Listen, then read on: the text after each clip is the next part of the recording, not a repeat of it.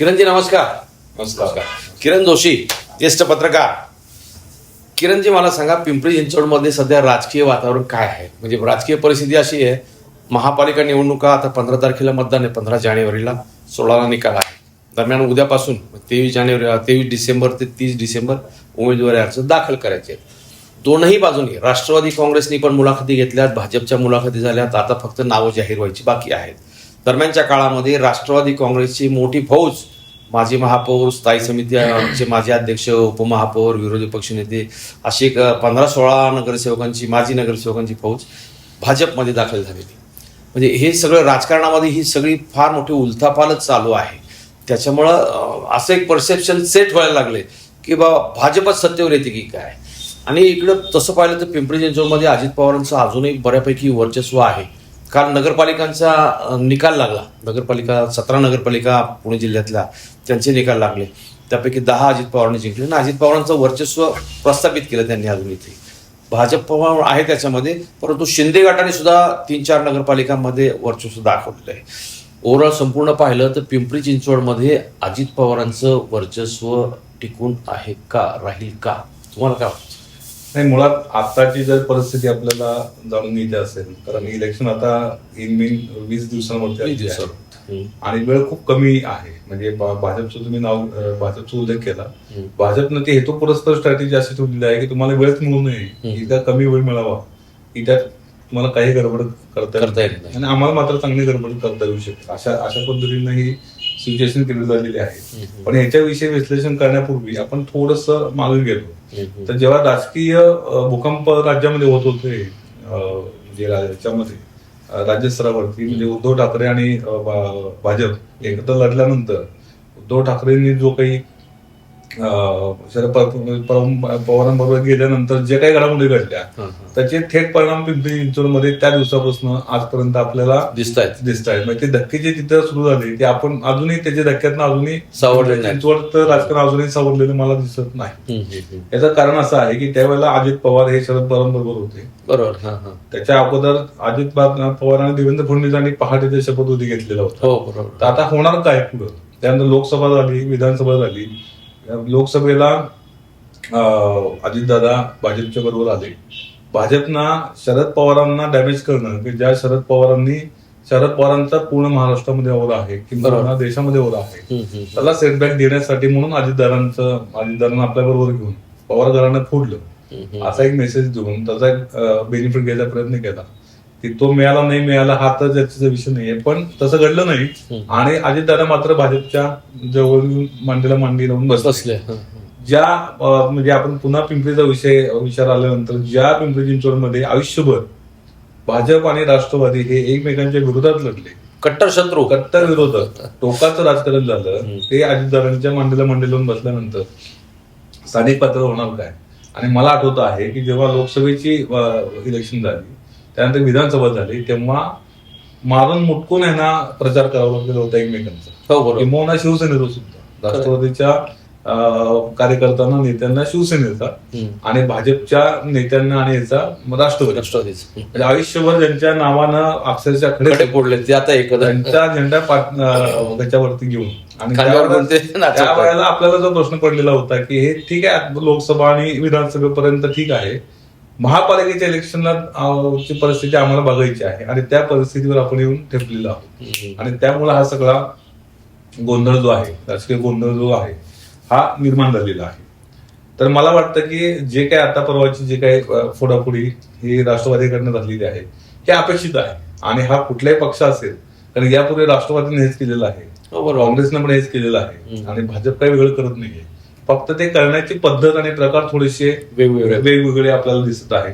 आणि हे शेवटी आरोप प्रत्यारोपांचा विषय. शेवटी जोपर्यंत आपल्याकडं कुठलाही ठोस पुरावा येतो आपण याच्यावर कुणीही बोलणं योग्य नाहीये. पण आम्हीच फक्त इथले सत्ताधारी आहोत आणि या दुसऱ्या कुणाला आम्ही सत्ता मिळवून देणार नाही, अशा पद्धतीनं शहराचं जरी राजकारण सुरू असेल तरी मतदार हा शून्य आहे. याचं कारण असं आहे की तुम्ही मुंबईमध्ये कालची चर्चा की मुंबईमध्ये तुम्ही एकत्र लढणार आहात, बरोबर आहे. तुम्ही किती मैत्रीपूर्ण लढतीच्या गोंडस नावाखाली एकत्र म्हणजे विरोधात लढणार आहात आणि मुंबईत मात्र मैत्री करणार आहात. बरोबर आहे. याचे पडसाद मला वाटतं की कालच्या नगरपालिकेच्या निवडणुकीमध्ये दिसून आलेले आहे.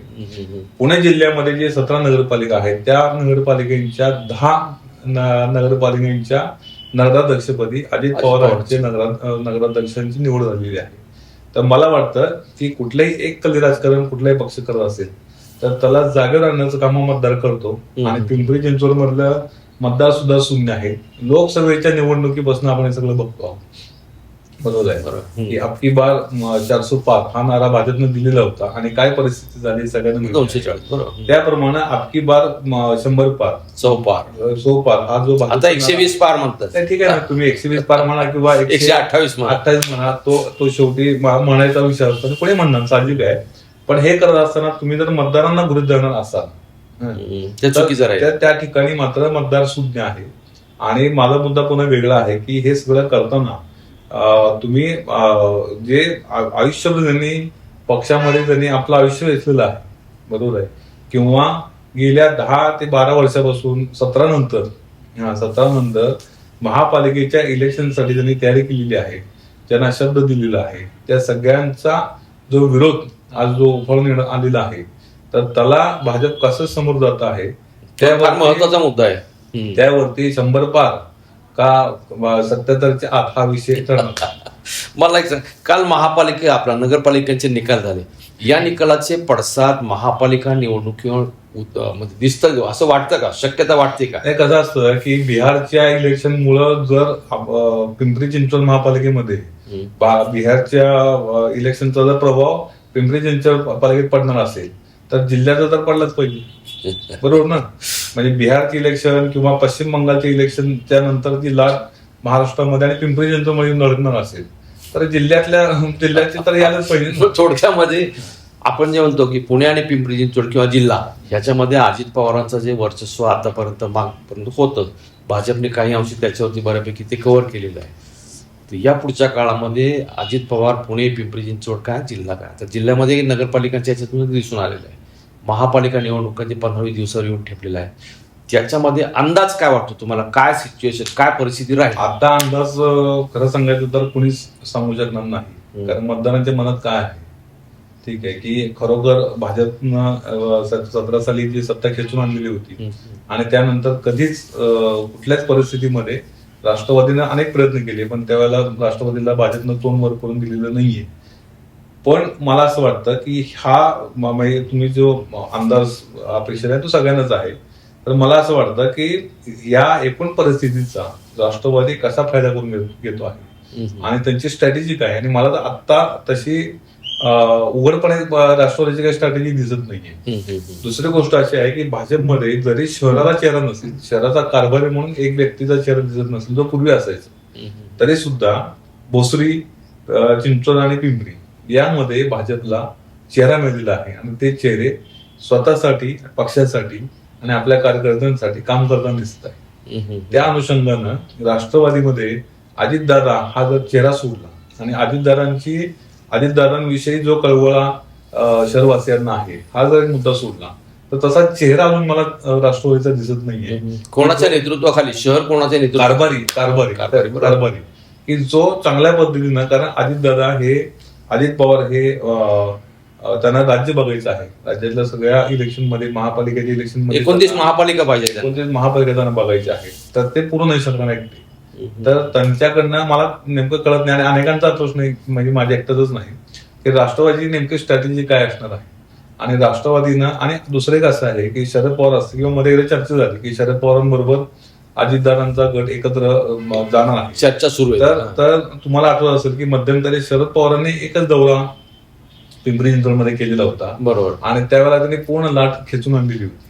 आणि त्यावेळेला त्यांनी जुन्या लोकांची वेगळी मिटिंग घेतली आणि नवीनांची वेगळी मिटिंग घेतली आणि त्यांचा एक पूल बांधण्याचा त्यांनी प्रयत्न केलेला होता. त्या अनुषंगानं 2 राष्ट्रवादी पुन्हा एकत्र आल्या, त्यासाठी ज्या काही चर्चा झाल्या किंवा होत असतील माहित नाही, त्या पद्धतीने जर काही होत असेल तर नक्की राष्ट्रवादी पुन्हा एकदा उभारी घेऊन ही चांगली फाईट भाजपला देऊ शकते. अच्छा, दोन्ही राष्ट्रवादी एकत्र आले तर ती फाईट देऊ शकतात. याचं कारण असं आहे की शरद पवारांना मानणारा एक मोठा वर्ग आहे. शरद पवारांना मानणारा नेत्यांचा एक मोठा वर्ग या ठिकाणी आहे आणि त्यांना सुद्धा शरद पवारांसारख्या एका जाणत्या नेत्याची त्यांना सुद्धा आता गरज आहे. उभारी देणारा एखादा नेता बरोबर. जर मिळाला आणि जर शरद पवार आणि अजित पवार यांचं नेतृत्व जर राष्ट्रवादीला मिळालं तर मात्र चांगली फेट ती भाजपला देऊ शकतात. अच्छा, भाजपला शह देऊ शकतात. चांगले फेट देऊ शकतात भाजपला, असं आता तरी दिसतंय. नाही, मला विचारणं अजित पवारांच्या दृष्टीने विचारायचं कारण एकच आहे. 29 महापालिकापैकी एकमेव ही महापालिका आहे की जिथे अजित पवार एक हाती सत्ता मिळवू शकतात. अन्य महापालिकांमध्ये तशी परिस्थिती दिसत नाही. तिथे भाजप किंवा शिंदेची शिवसेना किंवा काँग्रेस वगैरे. पण अजित पवारांची पश्चिम महाराष्ट्रातले त्यांच्या जिल्ह्यातली ही एकमेव महापालिका आहे की पुन्हा अजित पवार इथे सत्तेत येऊ शकतात.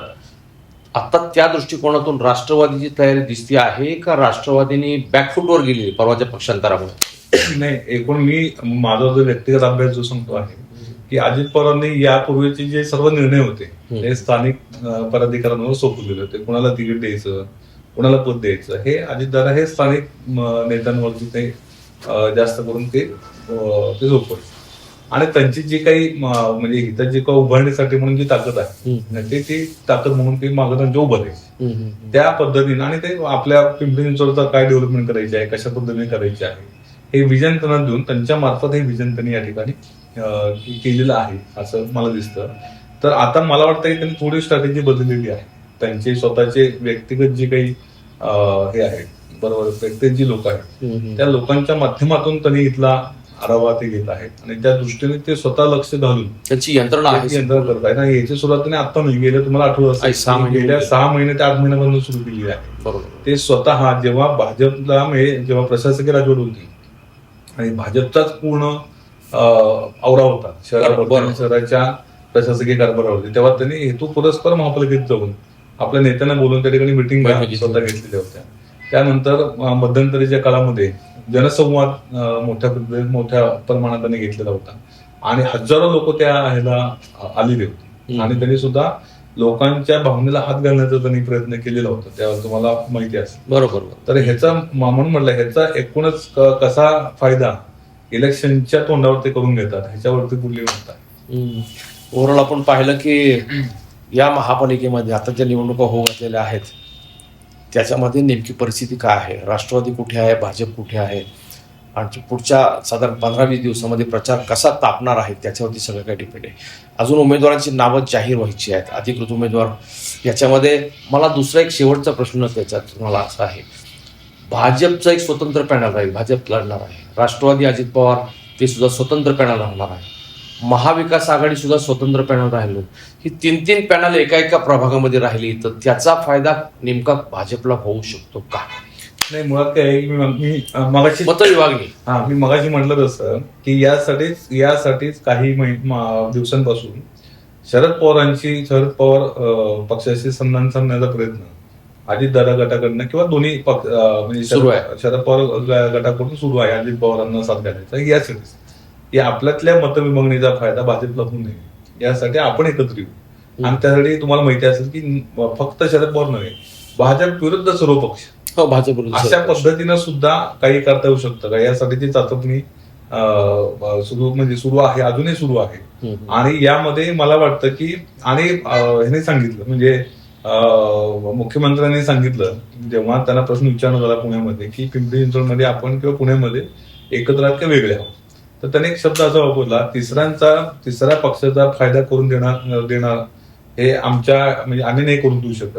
म्हणजे मलाही तेवढं राजकारण कळतं आणि अजित पवारांनी कळतं, त्यामुळे तिसऱ्यांना फायदा नको म्हणून आम्ही दोघं आता मैत्रीपूर्ण लढणार आहोत. आणि महापालिकेत म्हणजे इलेक्शन नंतरची कॅल्क्युलेशन मग त्या परिस्थितीवर आम्ही ठरवणार आहोत.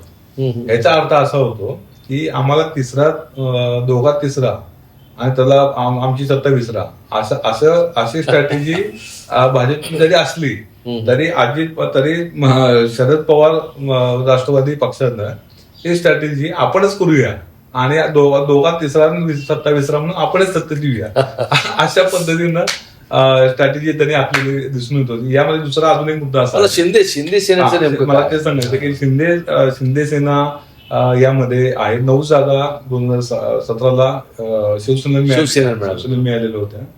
आता वाईस वर्षा असा आहे की ह्यांना सुद्धा म्हणजे एकूण महाराष्ट्रामध्ये त्यांना युती करायची आहे. एकनाथ शिंदे तर त्यासाठी प्रयत्न भाजप बरोबर आहे. आणि भाजपला सुद्धा पुन्हा आपल्याच मित्रपक्षांमध्ये आता अजितदादाही विरोधक झाले. अजून एक विरोधक नको. स्मॉल स्केल मध्ये काही जागा आपल्याला देता आल्या आणि त्यामध्ये जर बरोबर घेता आलं तर भाजपचा तसा प्रयत्न आहे. पण जास्त जागांची मागणी जर शिवसेनेकडनं होत असेल, मला असं कळतं की आपण 15 ते 20 जागा काहीतरी शिवसेना मागत आहे, पण 9 ते 10 जागा देऊन 30 जागा मागितल्यात. भाजप ते साधे असं 10 ते 12 जागा द्यायची तयारी. हा 10 ते बरोबर आहे, 10 ते 12 जागा द्यायची तयारीत आहे. मला वाटतं की यामध्ये अडचण फाईल असं वाटत नाही की म्हणजे 9 जागा अगोदर होत्या आणि ते उद्धव ठाकरे शिवसेनेमध्ये असताना एकत्र शिवसेना असतानाची जागा होत्या. त्यामुळे पहिले आणि आताची 2-3 जरी जागा मिळाल्या आणि ते पुन्हा व्यक्तिगत गणित त्यामध्ये साधता आली तर त्या पद्धतीनं शिवसेना एकत्र होऊ शकते. छान. ओव्हरऑल संपूर्ण आपण आताची परिस्थिती पाहिली आहे. पुढच्या 15 दिवसामध्ये रोजच्या रोज ह्या गोष्टी अशा घडामोडी बदलत जातात. राजकारणात आज जे बोलतोय ते उद्या नसतं. रात्रीतून अनेक बदल होऊ शकतात. उद्या असंही काही होऊ शकतं की भाजप आणि अजित पवारांची राष्ट्रवादी गळ्यात गळे घालून दोघं एकत्र येऊन इथे लढतील. नंतर म्हणजे थोडक्यात विरोधी पक्ष हा विषयच तिथे संपवून टाकतील. महाविकास आघाडीला उमेदवारच शिल्लक ठेवायचे नाही, आपणच आपला सगळ्या जागा कव्हर करायच्या आणि आतापासूनच पुढच्या सत्तेची गणितं मांडायची, अशी पण चर्चा होऊ शकते. राजकारणात काही होऊ शकते. किरणजी, तुम्ही या चर्चेत सहभाग घेतलात, खूप खूप धन्यवाद वेळ दिला. थँक्यू.